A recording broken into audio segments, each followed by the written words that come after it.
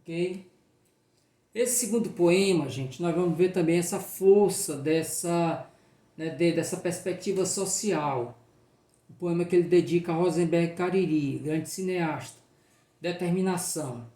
Nos complôs da politicagem maldosa e da armadilha social, na loucura do mundo, nas mais simples das hipocrisias e das imbecilidades, eu me fiz maior. Ninguém me despoetizará, porque eu sou forte. Odeio a medicina e amo o poder do pensamento positivo.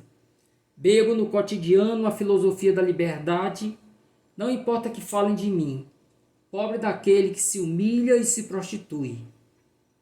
Maldição para os covardes, senhores ladrões, malfeitores e criminosos, eu vos condeno à exterminação. Respeitai as formiguinhas, porque a mulher sofre quando ri e quando chora. E assim me determino nessa passagem pela vida e pelo mundo. Então, como a gente observa nesse segundo poema, essa crítica social sobe em vários tons, né? Esse poema, inclusive, é bom lembrar, ele conquistou o 3º lugar no 8º Festival Cearense de Poesia. Então, nesse poema, ele não hesita em dar nome aos males do mundo social. Entre eles, ele inclui os complôs, a politicagem maldosa, as hipocrisias e as imbecilidades. Em oposição a tudo isso, o poeta nos fala do exercício da poetização, né? Do qual o poeta não se permite se afastar. Então, esse exercício da poetização em tudo se opõe aos elementos antes apontados, né?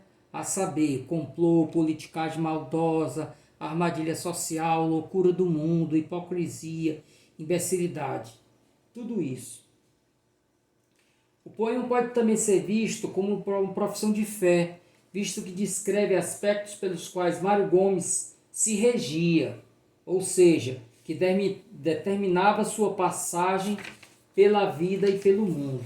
Quais são elas? Aquilo que lhe era caro: a liberdade, a manutenção dos ouvidos moucos ao julgamento alheio, não se humilhar, não se acovardar, etc. Para afirmar o pouco valor que conferia aos poderes deste mundo, o poeta toma partido das formiguinhas, em prejuízo dos senhores ladrões, malfeitores e criminosos.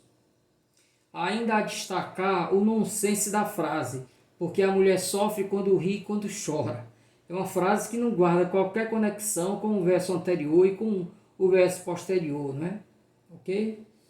E aí chegamos, por falar em nonsense, ao terceiro dos poemas, chamado Ação Gigantesca. Diz ele: beijei a boca da noite e engoli milhões de estrelas. Fiquei iluminado. Bebi toda a água do oceano, devorei as florestas. A humanidade ajoelhou-se aos meus pés, pensando que era a hora do juízo final. Apertei com as mãos a terra, derretendo-a. As aves, em sua totalidade, voaram para o além. Os animais caíram no abismo espacial. Dei uma gargalhada cínica e fui descansar na primeira nuvem que passava naquele dia, em que o sol apavorado me olhava assustadoramente. Fui dormir o sono da eternidade e me acordei 1000 anos depois, por detrás do universo.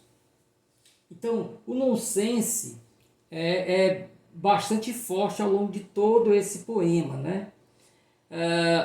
A licença poética que ele se vale aí explora uma forma de exagero que eu conheço muito bem nos repentistas, né?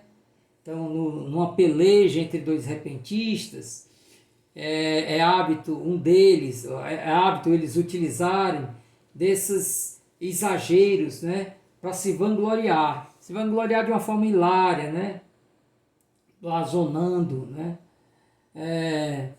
Por exemplo, um deles diz que é capaz de dar nó em pingo d'água, o outro que faz a curva no vento, e por aí vai. E aí me pergunto se essa gargalhada cínica que ele fala não poderia ser visto como um gesto de autorridicularização. O certo é que, permitindo essa viagem por um mundo do faz de conta, a voz poética termina por alcançar o não-tempo. Ele acorda 1000 anos depois da eternidade, lembrem. E também o não-lugar, ele acorda atrás do universo. transformando a voz poética numa espécie de Dom Quixote dos nossos dias, em que a imaginação dá de ombros para a razão.